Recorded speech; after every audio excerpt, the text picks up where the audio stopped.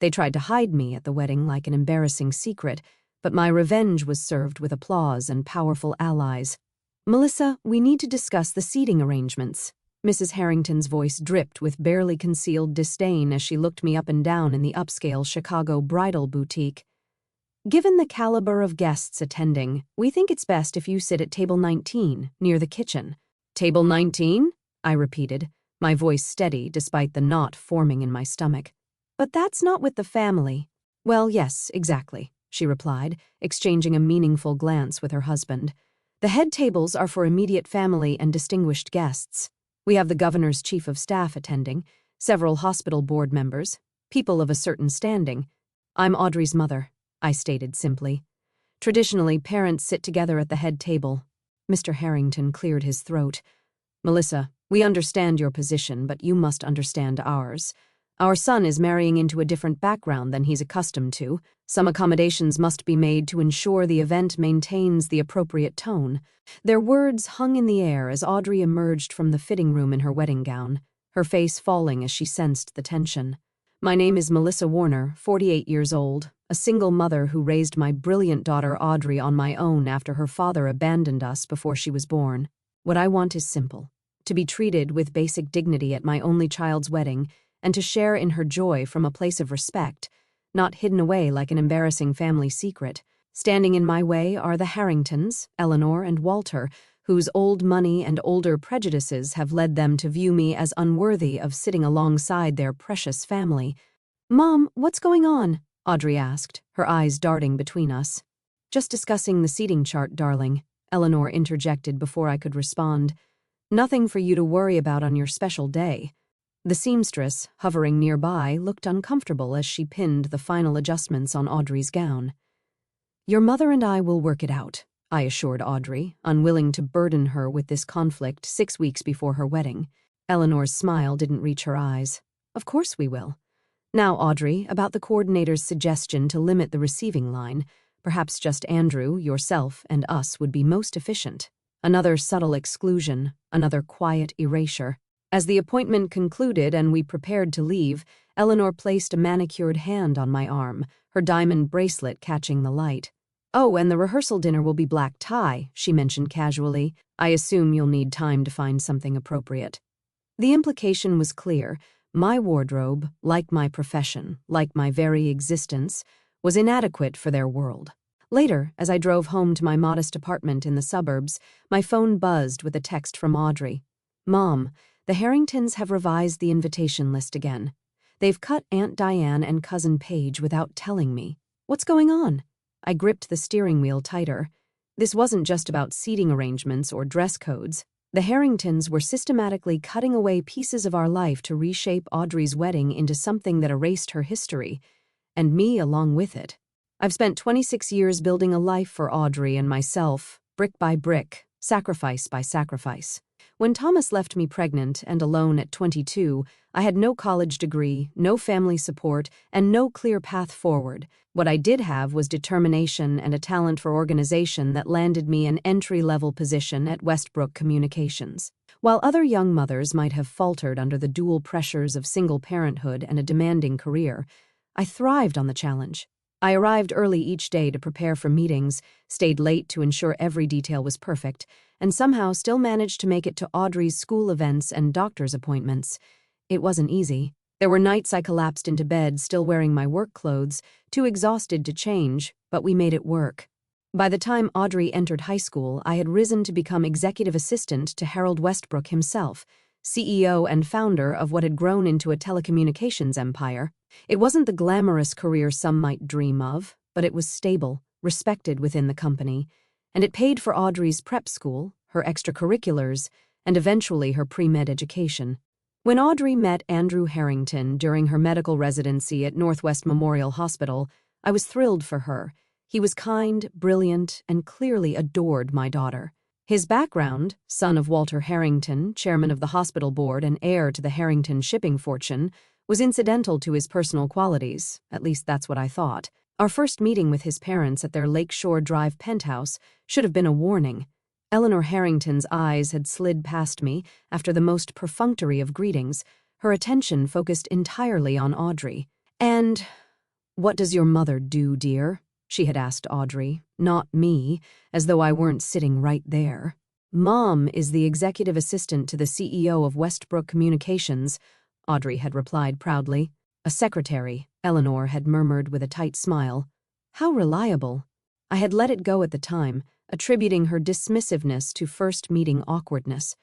Over the months of engagement, I continued to give the Harringtons the benefit of the doubt, even as the evidence mounted, the way Walter would talk over me at dinner, how Eleanor would forget to include me in planning emails, their constant references to lineage and private schools whenever I mentioned Audrey's childhood. "They're just old-fashioned," Audrey had said when I gently raised my concerns.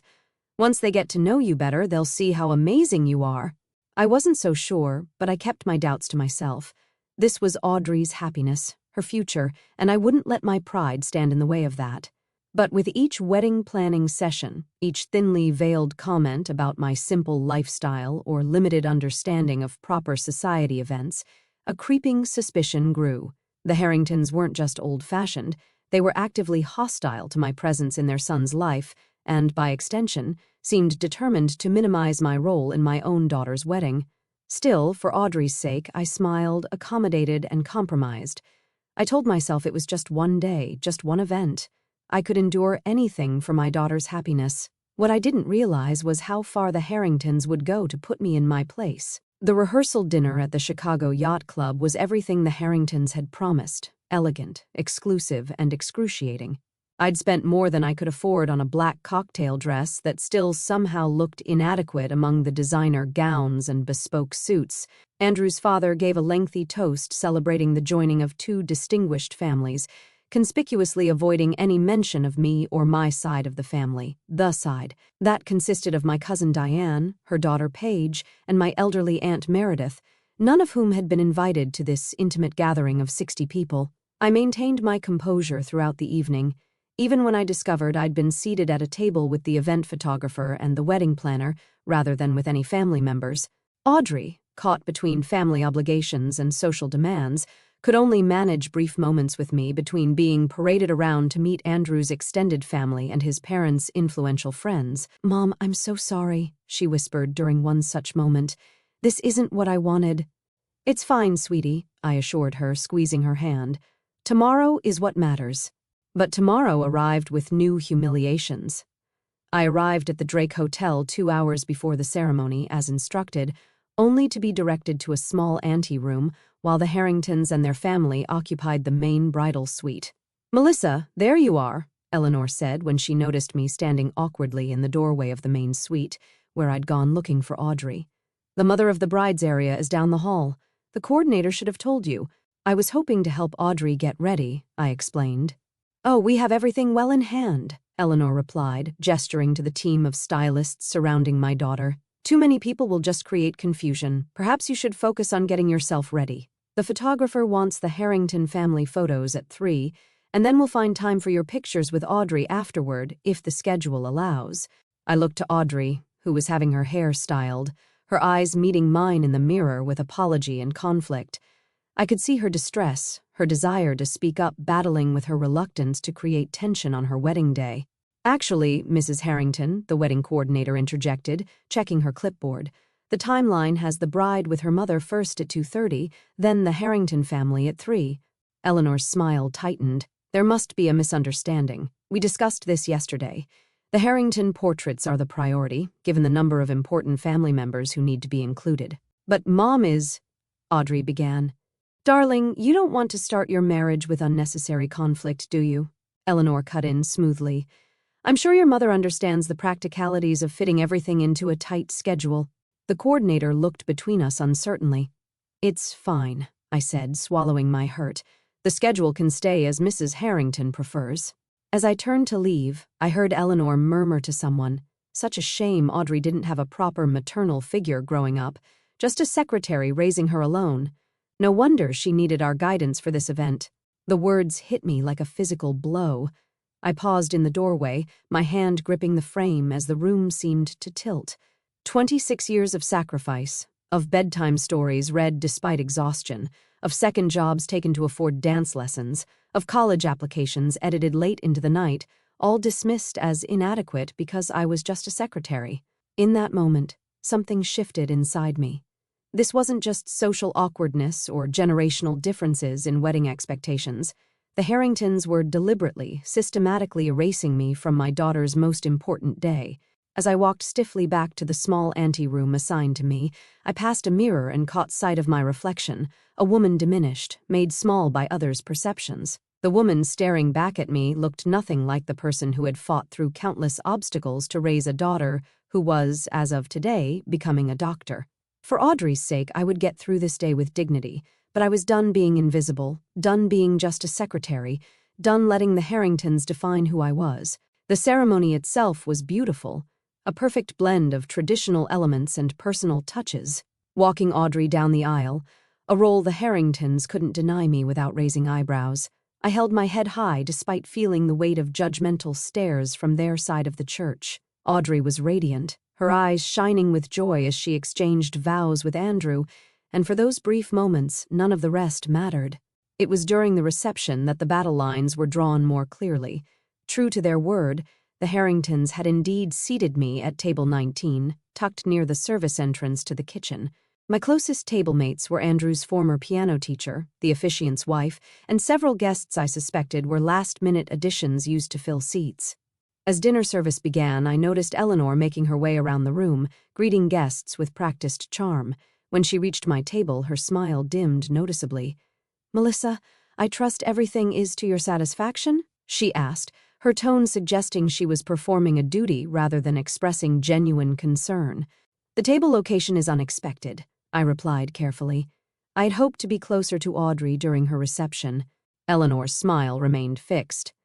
"We seated you with lovely people who wouldn't make you feel out of your depth. I'm sure you understand. Our circle includes many distinguished individuals who might not have much in common with someone of your professional background." The dismissal was so casual, so confident in its cruelty, that I momentarily lost my composure. "My professional background has supported Audrey through medical school," I said, my voice quiet but firm. "That seems rather distinguished to me." Eleanor's eyes widened slightly, perhaps surprised by my pushback. "Supporting one's children is what any mother would do," she replied, "though I imagine it's been a struggle on a secretary's salary. Thank goodness Andrew can provide Audrey with the lifestyle she deserves from now on."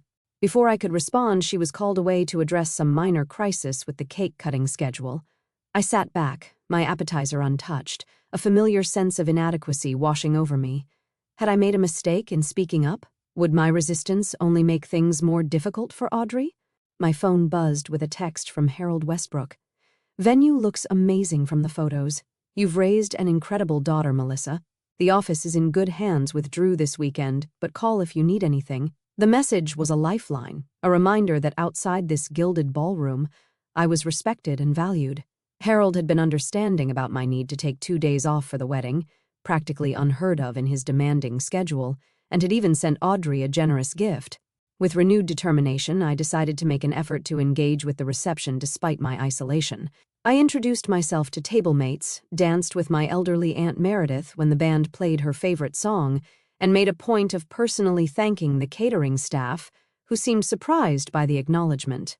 During a quiet moment, Audrey found me near the bar. "Mom, I just realized where they seated you," she said, distress evident in her voice. "I had no idea. I would never have approved that." "It's all right, sweetheart," I assured her, squeezing her hand. "This is your day. Don't worry about me." "It's not all right," she insisted. "Let me talk to Eleanor. We can rearrange." "Audrey," Walter Harrington's voice boomed across the space. "The Prestons are leaving early. Come say goodbye. They're very important supporters of the hospital's new pediatric wing." With an apologetic glance, Audrey was whisked away again, leaving me alone at the edge of her celebration. As I returned to my table, I overheard Eleanor speaking to a cluster of women nearby. Yes, Audrey's background is rather modest, but she's adapted remarkably well. Quite the little social climber, though we'd never say so openly. Of course, with no proper guidance. The mother is just a secretary, you know. We've had to help smooth out her rough edges. The women tittered, glancing in my direction before quickly averting their eyes when they realized I'd heard. That was the moment something crystallized inside me, a realization that nothing I did would ever be enough for the Harringtons. No amount of gracious accommodation or silent endurance would earn their respect. In their eyes, I would always be just a secretary, an embarrassing footnote in Audrey's journey to their world. For the first time that day, a different thought emerged. What if I stopped trying to meet their impossible standards and instead showed them exactly who just a secretary actually was? As I contemplated my next move, I noticed a distinguished gentleman approaching my table. I recognized him immediately as Joseph Brennan, CEO of Meridian Healthcare, one of the largest hospital systems in the Midwest. "Melissa Warner," he said warmly, extending his hand. "I thought that was you. It's been, 3 years since we finalized that communications infrastructure deal?" "Mr. Brennan," I replied, standing to greet him properly. 4 years, actually, but who's counting?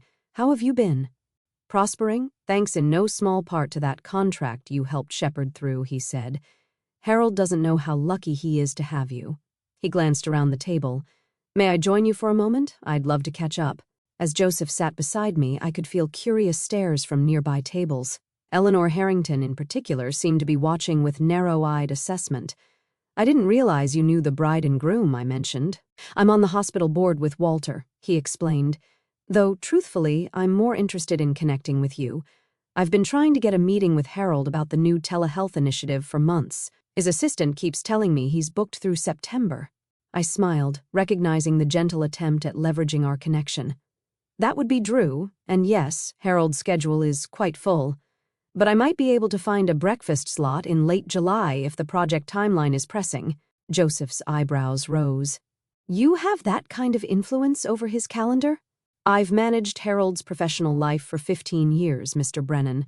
There's very little regarding Westbrook Communications that doesn't cross my desk at some point." Our conversation continued, touching on industry developments and mutual connections.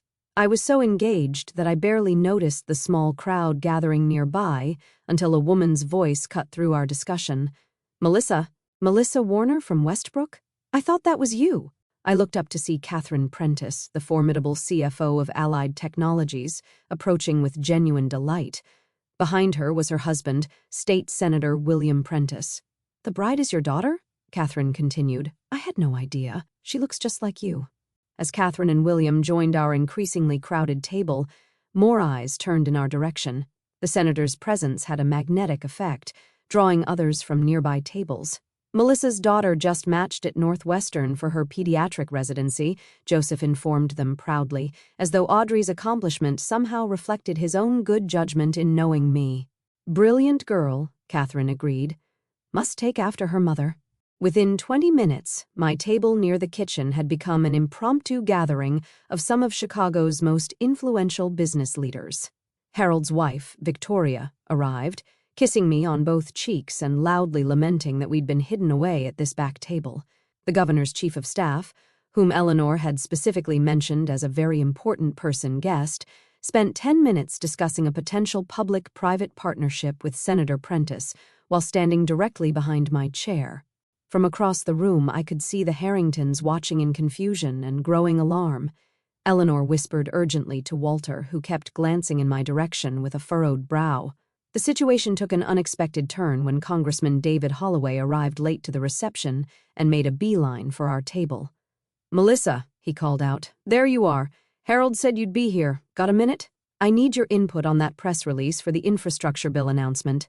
As the congressman pulled up a chair, discussing confidential policy matters as though we were in a secure briefing rather than a wedding reception, I caught Eleanor's expression changing from confusion to calculation. She began making her way toward our table, Walter in tow, a determined smile fixed on her face. "Congressman Holloway," she gushed, interrupting our conversation. "We're so honored you could attend. I don't believe we've been properly introduced. I'm Eleanor Harrington, Andrew's mother." The congressman looked up, momentarily disoriented by the interruption. "Ah, yes, lovely event. Melissa and I were just discussing some time-sensitive matters."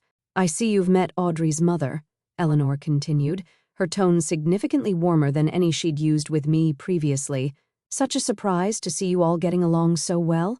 "Getting along?" Catherine Prentice laughed. "Melissa is the reason half of us can ever get anything done with Westbrook. She's practically a legend in Chicago business circles." Eleanor's smile froze as she processed this information. "A legend?" But she's an executive assistant to the CEO, I supplied calmly. Yes, that's my title. Senator Prentice chuckled. Job titles can be so limiting, can't they? Melissa here has facilitated more major business deals in this city than most investment bankers I know. I watched the realization dawn on Eleanor's face, the sudden, horrifying understanding that the woman she had dismissed, humiliated, and hidden away was actually connected to nearly everyone of importance in the room, people whose social approval she craved, whose business relationships Walter cultivated, whose political influence they courted. All of them treated me with genuine respect and familiarity. In that moment, I saw something shift in Eleanor's expression, a calculation, an adjustment of strategy. I recognized it immediately as the look of someone who had severely underestimated an opponent and was now scrambling to recover. Melissa, she said, her voice honey-sweet, I had no idea you were so well connected. You should have said something. The shamelessness of her pivot would have been amusing if it weren't so transparently self-serving. Would it have mattered, Eleanor? I asked quietly. Eleanor's question hung unanswered between us as the band announced it was time for toasts. The gathering at my table dispersed with promises to reconnect later. Catherine Prentice squeezed my shoulder supportively before departing, while Joseph Brennan slipped me his card with a handwritten cell phone number for that July breakfast, he murmured with a wink. As the formal toasts began, first Walter, then Andrew's best man, I noticed Eleanor working the room with renewed vigor, stopping at various tables to whisper urgently. I recognized damage control when I saw it, having managed plenty of corporate crises at Harold's side. She was attempting to reshape the narrative before it solidified, likely positioning herself as the victim of a misunderstanding. The master of ceremonies announced the father-daughter dance, and I watched as Andrew led his mother onto the floor while Walter escorted Audrey. Another traditional moment altered to exclude me. I took a steadying breath, reminding myself that this wasn't about me. It was Audrey's day, and my feelings were secondary. As the dance concluded, Audrey broke away from Walter and approached the microphone.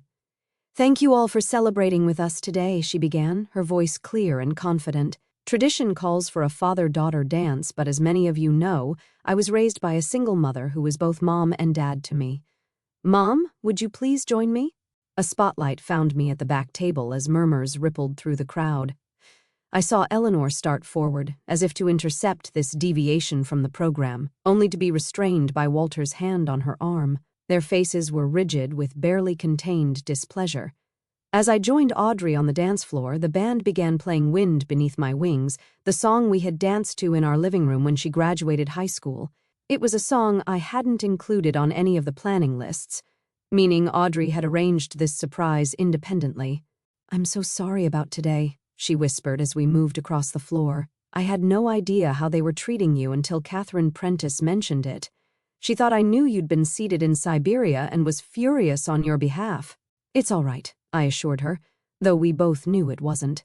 It's not all right, Audrey insisted, and I want to fix it, starting now. As our dance ended, Audrey kept hold of the microphone. I'd like to say a few words about my mother, she announced. Many of you know her professionally, but I know her as the woman who worked 2 jobs to afford my science camp tuition, who proofread my medical school applications at 2 in the morning after working 12-hour days, who taught me that true class has nothing to do with money and everything to do with how you treat others. I felt tears threatening as Audrey continued, publicly acknowledging sacrifices I had never expected recognition for. From the corner of my eye, I saw Eleanor and Walter, their expressions a mixture of embarrassment and calculation. They had clearly realized their error in judgment, but seemed uncertain how to proceed. As Audrey finished speaking, I noticed a commotion near the entrance. Harold Westbrook had arrived, fashionably late as always, his commanding presence drawing attention despite his attempt at a discreet entrance. Eleanor immediately detached from Walter and made her way toward him, hand extended in greeting. Mr. Westbrook, I heard her gush. What an unexpected honor. We had no idea you were acquainted with the couple. Harold's eyes swept past her, locating me instantly across the room. I'm not here for the couple, Eleanor, he replied coolly.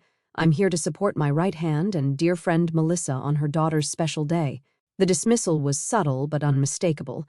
Eleanor faltered visibly before recovering. Of course. Melissa we're so fond of her. Such an integral part of the day. I felt a flash of satisfaction at her obvious discomfort, but was quickly tempered by concern. I hadn't invited Harold, hadn't wanted to impose on his limited personal time, which meant someone else had contacted him. The question was who and why. My answer came when Victoria Westbrook approached, kissing me on both cheeks. "Catherine called," she explained quietly. "Said you might need reinforcements." I felt a rush of gratitude for these unexpected allies, even as I recognized the dangerous game now unfolding. The Harringtons were socially and politically connected, particularly within Chicago's healthcare establishment, where Audrey was building her career.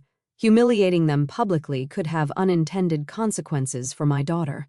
As I weighed my options, Eleanor appeared at my side, her expression carefully neutral. "Melissa, there seems to have been a misunderstanding with the seating arrangements. We've reset the head table. Your place is ready whenever you'd like to join the family." It was a transparent attempt at social damage control, not genuine remorse. Now that she understood my connections, I had suddenly become worthy of inclusion. "How kind," I replied evenly, "but I'm quite comfortable where I am, surrounded by friends." Eleanor's smile tightened. "I insist. Andrew's family should be together." "We are," I agreed, "just not at your table." The flash of anger in her eyes confirmed what I already knew. This wasn't over. Eleanor Harrington wasn't accustomed to losing social battles, and she wouldn't surrender easily. The question now was how far I was willing to go to teach her a lesson without damaging Audrey's future in the process.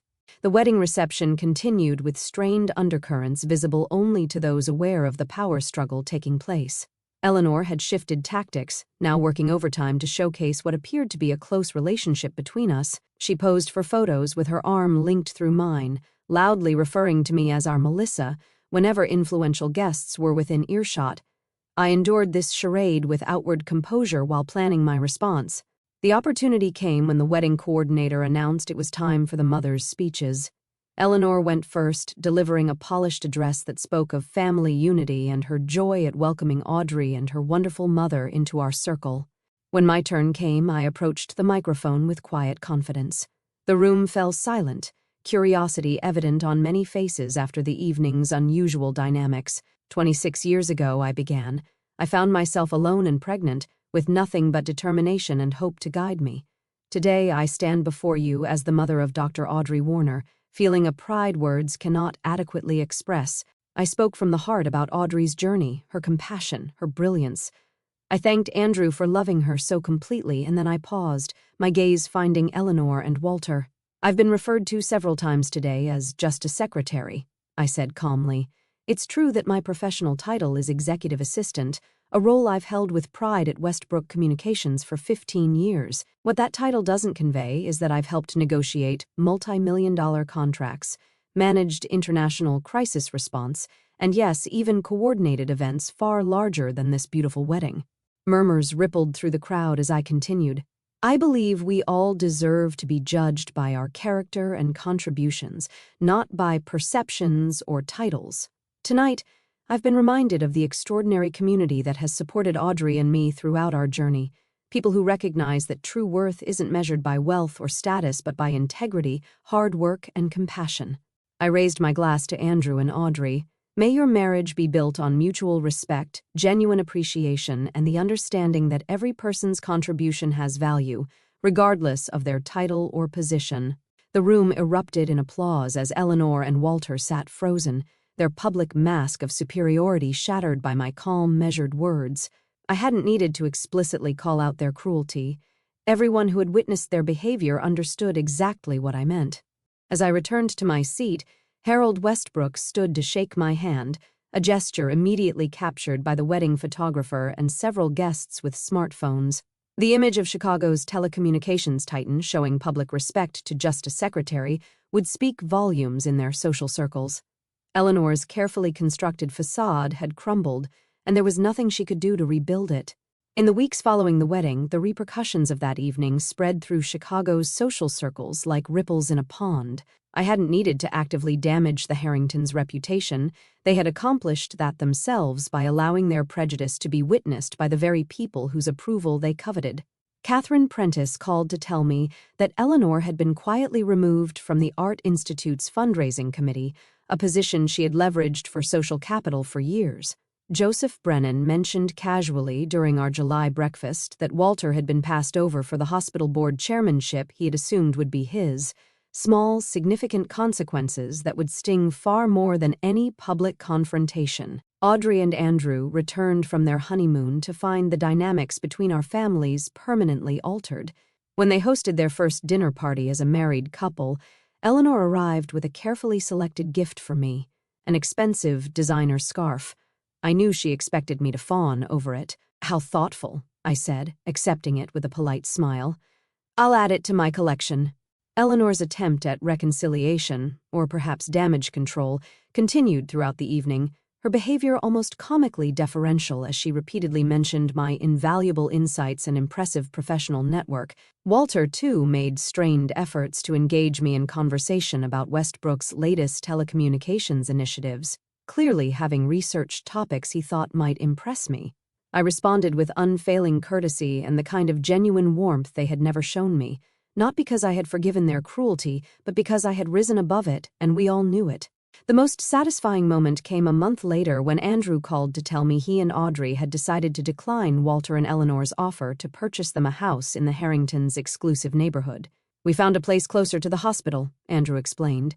"And to you, Mom," he added, using the term that signaled his complete break from his parents' prejudice. The Harringtons' social embarrassment would eventually fade, but the shift in power between us was permanent. They had learned the hard way that titles and wealth don't determine a person's worth or influence. In their desperate scramble to preserve their social standing, they had inadvertently elevated mine. As for me, I returned to my desk at Westbrook Communications, managing Harold's complex professional life with the same efficiency and discretion I always had. Nothing about my job had changed, but everything about how I viewed it had. I was never just anything. I was Melissa Warner, respected professional, beloved mother, and a woman who had finally claimed her rightful place at the table, figuratively and literally. When an invitation arrived 6 months later for a charity gala hosted by the hospital board, I smiled at the handwritten note at the bottom from the event coordinator. "Mrs. Warner, you'll be seated at the head table, as requested." I tucked the invitation into my planner, already anticipating Eleanor's face when she saw exactly where just a secretary would be sitting this time.